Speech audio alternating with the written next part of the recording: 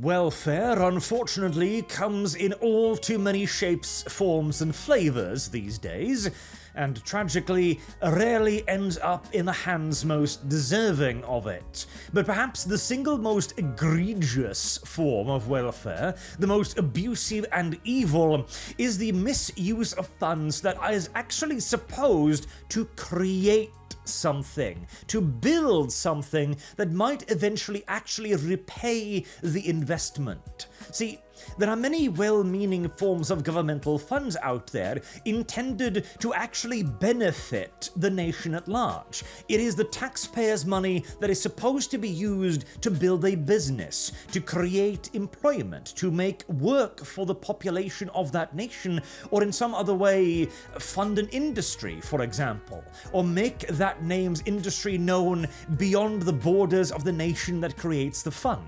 There are many benefits for grants like these, but again, all too often they end up in the wrong hands, as we can now see with Dustborne, a game you have all heard and seen far too much of at this point, I'm sure.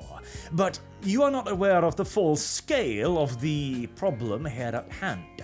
Many of you probably know that I am Norwegian, and the Dustborne was a Norwegian game created by a Norwegian ashamed of his own skin colour, and who complained at length that there were too many white people at his studio. He did this publicly, which we will get to in a little bit later.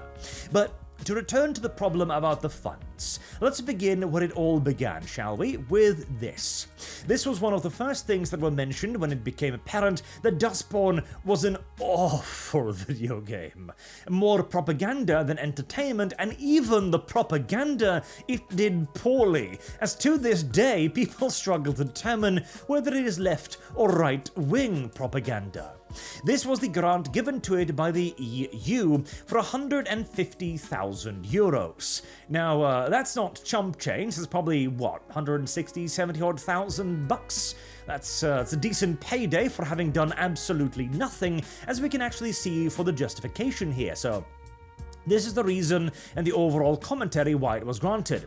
The presence of themes reflecting current global issues like the rise of authoritarianism or global climate change makes the story highly relevant, and that was the premier selling point, as they didn't actually detail a whole lot more about the actual game. For example, the thing that comes up here. The setting itself, comic book style, alternate history America, is well thought and suitable, and the multitude of storytelling mechanics makes the game interesting. The comic book style approach reflects themes of the setting, superhuman powers, allows for episodic structure, and is popular in modern adventure games. However, there are no visual materials included in the application, so it's not possible to evaluate this aspect of the project. This is why I'm saying that the propaganda effect was the only reason why it was awarded any funds, because they didn't have a whole lot else to judge it. There also wasn't any music included either. They must have sent in the most barest of bones of applications as a Hail Mary, hoping that their politics would carry them. And unfortunately it did, to the tune of €150,000. But that is chump change compared to what it ended up receiving. So, I've been given access to some of the application documents due to a fellow Norwegian. Thank you very much, by the way. The documents have been very interesting to read, and they have been given a lot more money than we originally thought. To begin with, the allegation was that it received something along the lines of $1 million total. See, immediately, that sounds very low. $1 million total to develop a video game. It's possible, sure, but it'd be a rather shoestring budget, particularly in Norway. Well, they got a bit more than that. So the actual budget for the game was 36 million Norwegian kroners. It actually ended up at 43.8 million Norwegian kroners, which is around about $4 million odd dollars or so. $4 million, 100, 200. $1,000 roundabout. So about 4 times the initial estimate. Now, Mind you, a part of that is the so-called egenandel, which is the portion that the company must put up to be awarded the funds. Basically, if you ask for, say, $1 million, the government might come back and go, okay, we're willing to fund this, but you have to pay, say, 10% on your own accord. And you must then be able to prove that you have that 10% to spend. So that's the egenandel. The rest is tilskudd, which is literally just additives. This is the money that the game has been given, mind you. These were not loans, and if they were, they would be something like zero interest loans, but far more likely, these were simply just gifts granted to the game to the tune of 4 million euros to create propaganda. And weirder still, there are large portions of this that have been redacted due to some sort of duty of silence. Now, many of you also know that my family runs an automation business. We too have received governmental grants. Now, we've got contracts with, companies in Japan and across the world, so I'd argue that we deserve it, but I have never before seen anything like this. I've worked and seen color work, paperwork for quite a few companies when asking for public funds. I have never before seen this kind of sections just held back, and we're talking hundreds of thousands of dollars here in total as well. Very, very weird. We've got the European funds, for example. We've got that here, for example. We've got the Red Thread Games egenandel. We have the Norwegian Film Institute. We have Viken Film Institute or Film Center. But large amounts of money just doesn't exist, weirdly.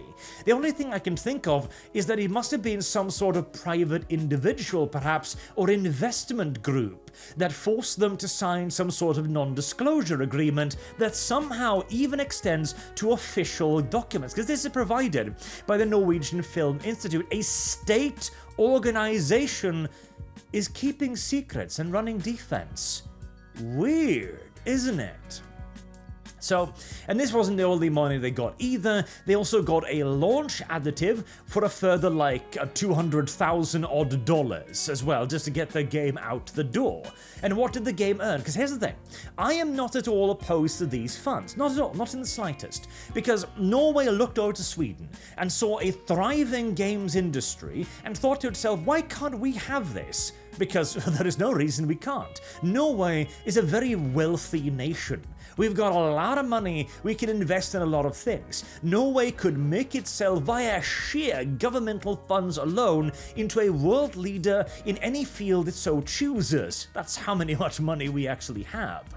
And we have tried in many cases, but we never allocate the funds effectively. Instead, we give it to a governmental agency with zero oversight, and we just allow them to waste all of it. Millions of dollars just flowing right out of our coffers, achieving nothing. Because here's the thing, if this had created a game that could earn money for itself, that could pay for the next product, well, fantastic. Now we've got a sustainable industry, which is what we were looking to create.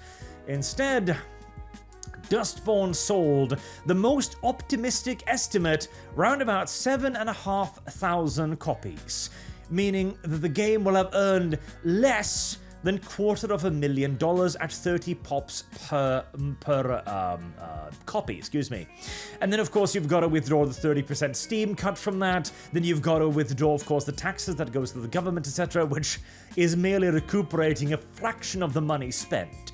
This is not a sustainable industry, and in fact, I even know that Red Thread Games is just now applying for more governmental aid for their next game. They have already received millions more for previous games.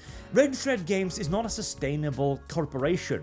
It is governmental welfare at its most egregious, as it is taking money that should create long-term employment and simply uses it to subsidize its own existence, largely due to personal connections. Now, here's the thing. These are allegations. I don't have any proof of this, because you're going to need bugs in people's waiting rooms, in essence, to get it, but I know how these things work. If you're sending in an application to these companies, you've got the best odds if you know someone, if you're friends with somebody, if you've got a thread you can pull on. Otherwise, it is a pure crapshoot at best. These funds are determined largely through connection firsts and good old-fashioned politics second. And I want to point out as well, Red Thread Games' director created previously a game like this, Dreamfall, when he worked at Funcom, another actually good Norwegian company that is actually earning some money there. Look at this! Look at this! Dreamfall. This is a game that is designed to earn money. Back in the early days of Funcom, a adventure game, in fact, resplendent with attractive characters. And now, we've got this. This is Dustborne. This is Dustborne. This is Dustborne right here. And it's not even because the director, Ragnar Turnquist, I think, moved over and created his own company. That's not it. He didn't immediately go for this. This was the first game they made, a Dreamfall Chapters, a sequel to the very popular Dreamfall. Again, attractive female.